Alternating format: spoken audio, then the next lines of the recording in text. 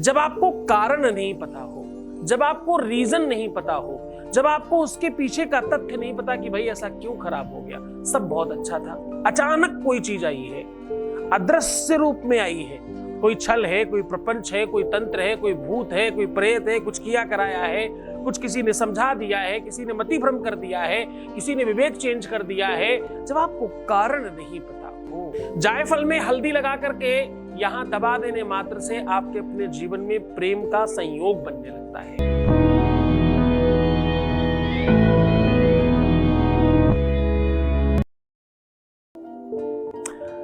विषय महत्वपूर्ण है क्योंकि रिश्तों के और संबंधों की बात है। दुनिया में जितने भी झगड़े हैं, जितने भी विवाद हैं, जितने भी फसाद हैं, वो सब प्रेम के अभाव की वजह से हैं। जीवन में प्यार का अभाव है तो झगड़ों का प्रभाव है। जीवन में प्रेम का अभाव आपको बहुत ज्यादा क्षतिग्रस्त कर देता है।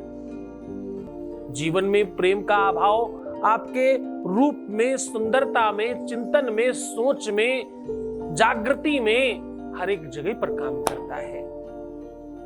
आप ध्यान योग समाज की बात करें, आप प्रवचन की बात करें, आप सत्संग की बात करें, आप जीवन जीने की बात करें, आप जीवन को श्रेष्ठ बनाने की बात करें, बिना प्रेम के कुछ भी संभव नहीं है। प्रेम है तो तुम हो, प्रेम नहीं तो तुम ही नहीं, तो कुछ और कैसे होगा। दृष्टा तो चाहिए कोई, क्रिया, कर्म, कार्य, विशेष सब संभव है। कब? जब तुम स्वयं जिंदा हो, तब यहां आपको जीवान्वित किया जाता है। जायफल में हल्दी लगा करके यहां दबा देने मात्र से आपके अपने जीवन में प्रेम का संयोग बनने लगता है।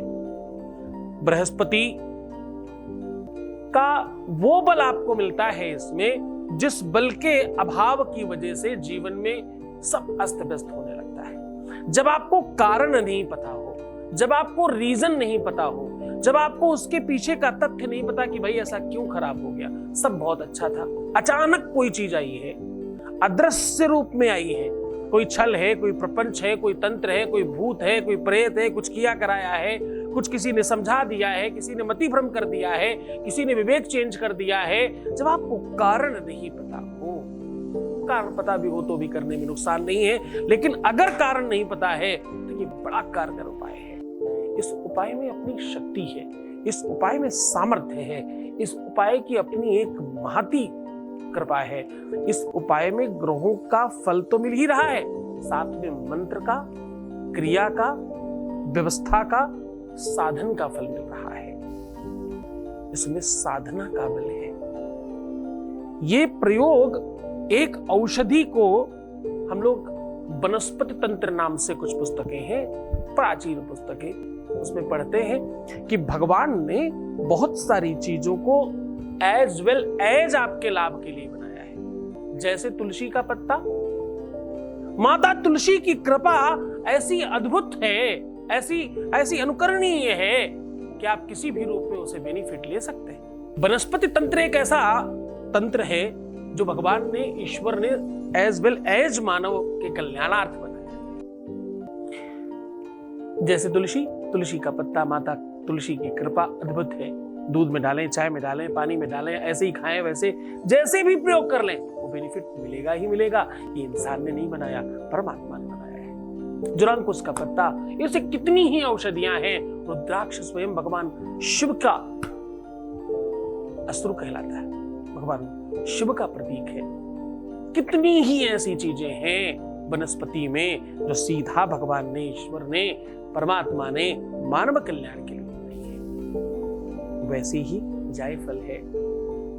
जायफल अपने आप में औषधि तो ही है, वनस्पति के आधार पर यह तंत्र में प्रयोग होने वाली बहुत बड़ी औषधि, बड़ी सामग्री है। आज वही सलूशन आपको बता रहा हूं। इस प्रकार से इसे जमीन में दबा देने से आपका अपना सर्वांगीय विकास होता है। प्रेम तो मिलता ही है, रिश्ता तो सुधरता ही है, संबंधों में तो मधुरता आती ही है, लेकिन घर में वैभव संपदा और बड़े सारे सुख बढ़ जाते हैं। कहते हैं जायफल ऐसे ही किसी बच्चे के गले में बांध दिया जाए तो उसे नजर नहीं लगती।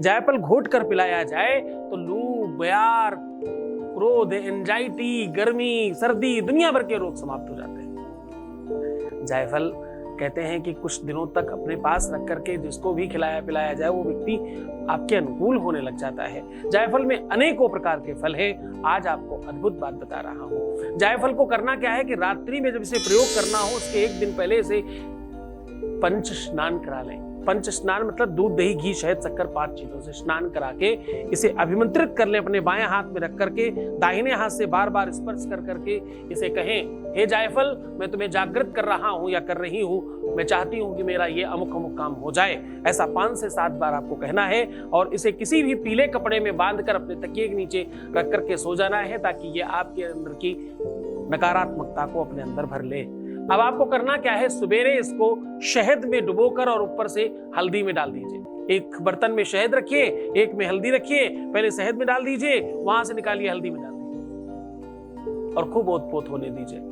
उसके बाद उसी कपड़े में फिर से बांधकर इसे कहीं भी जमीन में दबा दीजिए। ये काम आप मंगलवार और गुरुवार कर सकते हैं। अन्य किसी भी दिन में करें तो कोई ऐसा नुकसान नहीं, शनिवार छोड़ करके। ये उपाय और ये तरीका, ये तकनीक, ये सिस्टम, ये व्यवस्था ही अपने आप में इतना महत्वपूर्ण है कि आपके जीवन के सारे कष्ट समाप्त हो जाएंगे। जिस भी कारण से तुम सबसे ज्यादा दुखी हो वो सारे के सारे कारण समाप्त हो जाएंगे और बेहतर होगा, सब आपके अनुकूल हो जाएगा। मन से करिएगा, श्रद्धा और विश्वास के साथ करना। खूब खुश रहना, खूब मुस्कुराओ, सुंदर बनो, हर आधे घंटे में प्रणाम करके पानी पियो और अपना खूब ख्याल रखो। जितना ज्यादा हो सके तुम ठीक रहने की कोशिश करो। तुम्हारे जीवन को ठीक रखने की पूरी व्यवस्थाओं पर हम लोग काम कर रहे हैं। तुम सिर्फ अपना ध्यान रखो, मैं तुम्हारा, तुम्हारे प्यार का, परिवार का, सबका ख्याल रख रहा हूं। ओम नमः शिवाय।